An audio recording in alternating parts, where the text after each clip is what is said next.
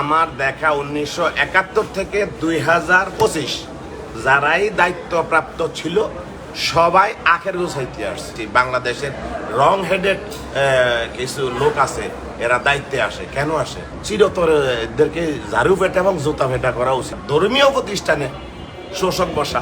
আমি 1 মাস আগে বললাম থেকে এই জায়গায় আসছি, সফর করছি, তাও ট্রেনে আসছি সিলেট থেকে। যখন রাত্রিকালীন আমরা ছিলাম এই গ্লাসগুলা তখনও ছিল না, এখনও দেখতেছি নাই। টাকা দেবে গভর্নমেন্ট তহবিল থেকে, কিন্তু নৌ পরিবহন মন্ত্রণালয় যদি একটু সুদৃষ্টি দেয় যে নৌ পরিবহন প্রতিমন্ত্রী দেখি লালগা আলিসা কি যেন সংবর্ধনা নিয়ে নদী না জানি খাল কাটতে যায়।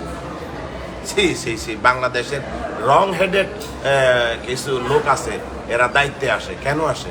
বাস্তব সম্বন্ধে এদের কোনো ধারণা নাই। আর সবচেয়ে বড় হইল বাংলাদেশে ক্ষমতায় যখন যে দল এবং যারাই আসছে বাঙালির খেটে খাওয়া মানুষের আয়ের টাকা লুটপাট করার জন্য আসছে, এদেরকে চিরতরে এদেরকে ঝাড়ু পেটা এবং জুতা পেটা করা উচিত। মালিক যদি আমার তৌফিক দিত, আজকে এখান থেকে আমি সমস্ত উপদেষ্টাদের দপ্তরে যাইতাম যে তোমরা জনগণের খেদমতদার, শোষক না। এই দেশে বেনিয়া বাহিনীর মতো সমস্ত লোকগুলা অত্যন্ত নিকৃষ্ট মানের, এরা মানুষ না, অমানুষ। আমার দেখা 1971 থেকে 2025 যারাই দায়িত্বপ্রাপ্ত ছিল সবাই আখের গোছাইতে আসছে। যেন আমি দেখছি আত্মীয় লীগ, হাইব্রিড লীগ, কাউয়া লীগ, এখন আবার সমন্বয়কেরা ফোনে কথা বলে। গেলাম মিরপুর মাজারে ওরস শরীফে, যারা দায়িত্ব আছে গরু আসছে 100, কাটছে হয়তো 30টা বা 40টা, বাকিগুলা ফাঁসার করা। ধর্মীয় প্রতিষ্ঠানে শোষক বসা, ব্যবসা, আমাদের দ্রব্যমূল্য যেটা নাগালের মধ্যে থাকার কথা সিন্ডিকেট করে সেই দিকে।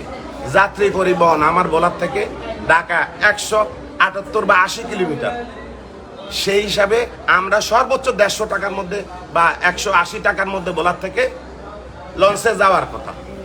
আর আমরা 350 সিন্ডিকেটের জন্য আপনি যান দোয়েল পাখিতে 400, 500, 600, 700 প্রত্যেকটা জায়গায় দেখার কেউ নেই। এই দেশটার মালিক কোথায় গেছে আমরা জানি না।